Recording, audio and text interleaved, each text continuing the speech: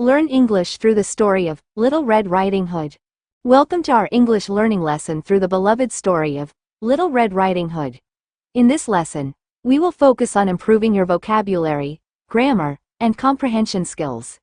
We'll take a closer look at key words and phrases from the story and provide you with exercises to practice. It was a crisp, cool morning in the heart of a deep, dark forest, sometime in the early autumn when the leaves had just started to turn golden and red. In a small village at the edge of this vast forest lived a little girl who everyone called Little Red Riding Hood because of the bright red cloak her grandmother had made her. She wore it every day, especially on her trips into the forest to visit her grandmother, who lived on the other side. One day, her mother called her over as she was packing a basket of fresh bread and warm soup. "Red," her mother said, "your grandmother is feeling a bit under the weather. Could you please take this basket of food to her?" "Of course, Mama," Little Red Riding Hood replied with excitement. She loved visiting her grandmother. "I'll go right away." But before she left, her mother reminded her, "Now remember what I always tell you. Stay on the path, don't talk to strangers, and get to grandmother's house quickly. The forest can be dangerous." Little Red Riding Hood nodded, gave her mother a quick kiss on the cheek, and skipped off down the path, her red cloak fluttering behind her. As she walked deeper into the forest, the trees grew taller, their branches knitting together above her, casting shadows on the ground. Birds chirped, and squirrels darted about, gathering acorns. The sun shone through the leaves, but there was a strange quiet in the air.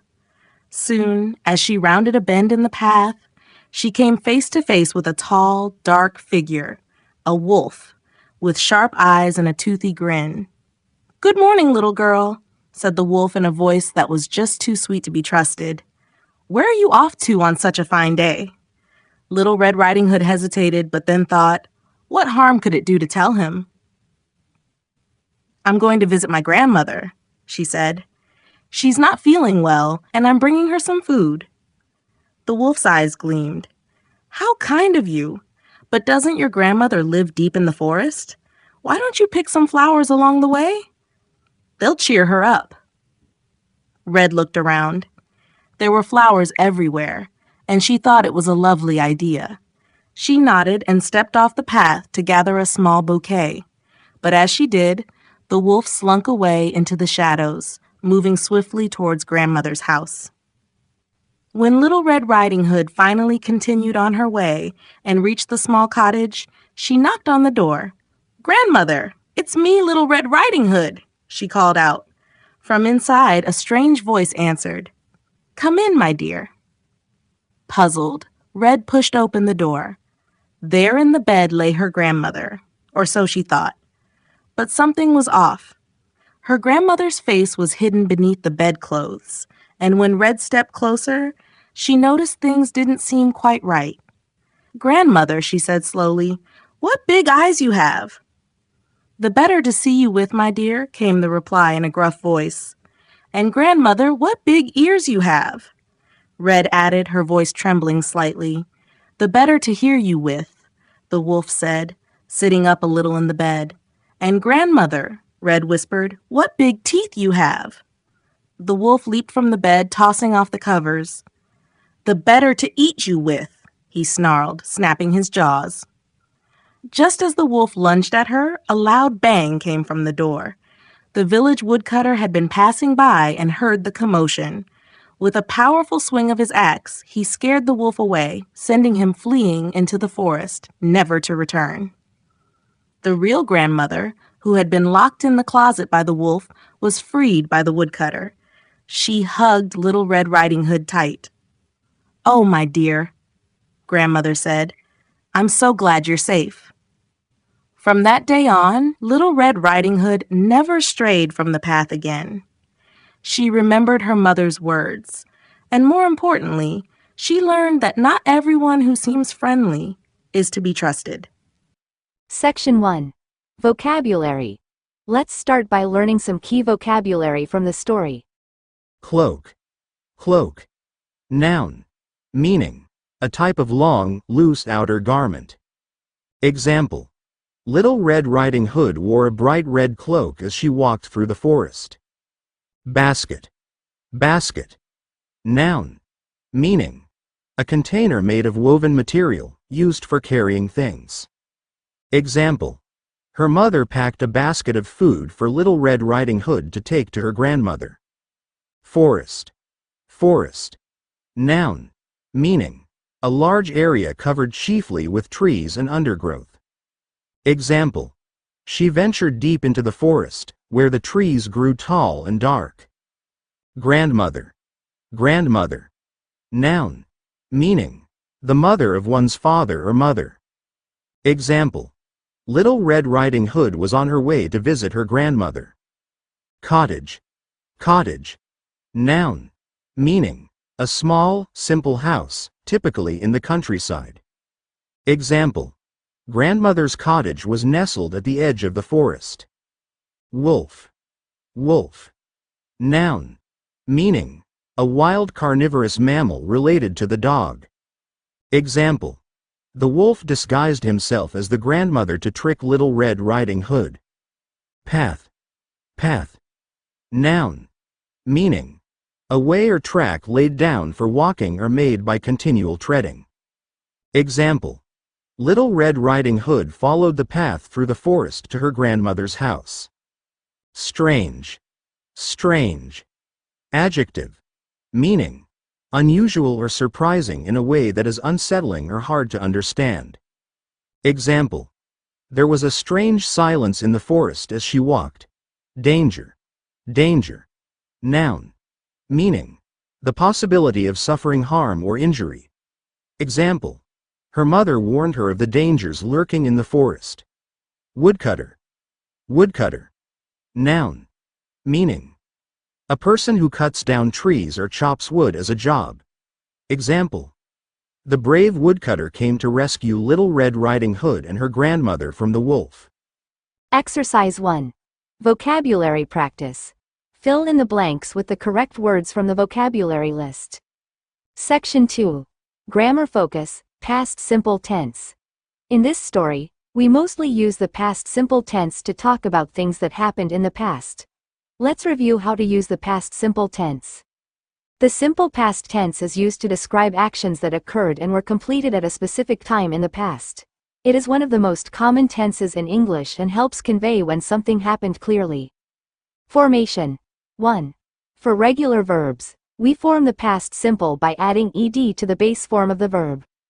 Example: work, worked, play, played.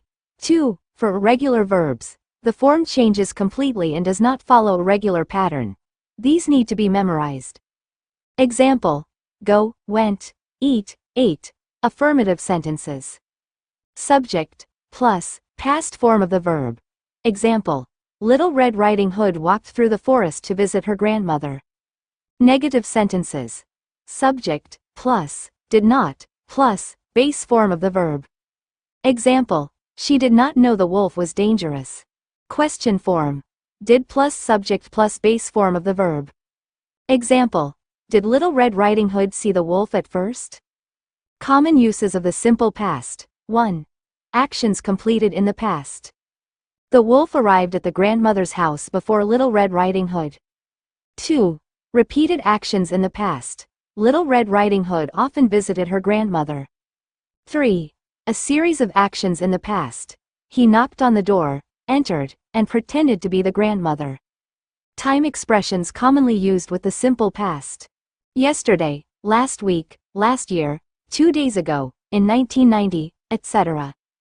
Example: The wolf met Little Red Riding Hood yesterday morning in the forest. Examples: regular verb. The wolf asked her where she was going.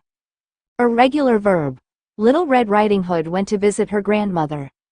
By practicing the simple past tense, you can easily narrate events, tell stories, and describe what happened at a particular time in the past. Exercise 2. Past simple tense practice. Change the verbs in parentheses into the past simple tense. Section 3. Comprehension questions. Now, let's test your understanding of the story with some comprehension questions.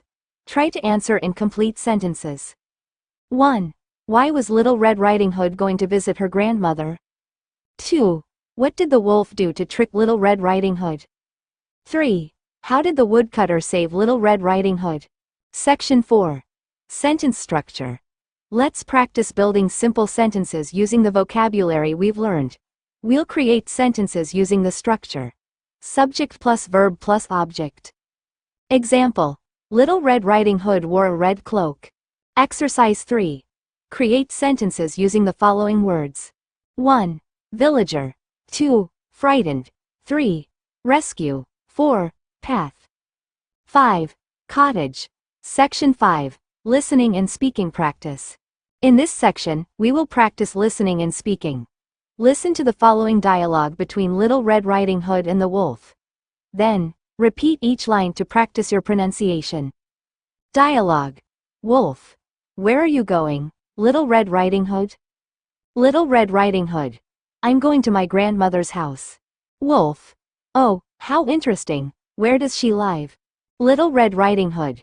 At the end of this path, in the forest. Wolf. Be careful, little one. The forest can be dangerous. Exercise 4. True or false questions. Mark each statement as true or false. 1. The wolf was friendly and wanted to help Little Red Riding Hood. 2. Little Red Riding Hood's grandmother lived in a big castle. 3. The woodcutter rescued Little Red Riding Hood at the end of the story. Section 6. Writing exercise. In this final exercise, write a short paragraph, 4 to 5 sentences, retelling the story of Little Red Riding Hood using some of the new vocabulary and grammar we've learned. Conclusion. By learning through the story of Little Red Riding Hood, you've gained new vocabulary, practiced grammar, and improved your comprehension. Remember, stories are a fun and effective way to learn English. Keep practicing, and you'll continue to improve.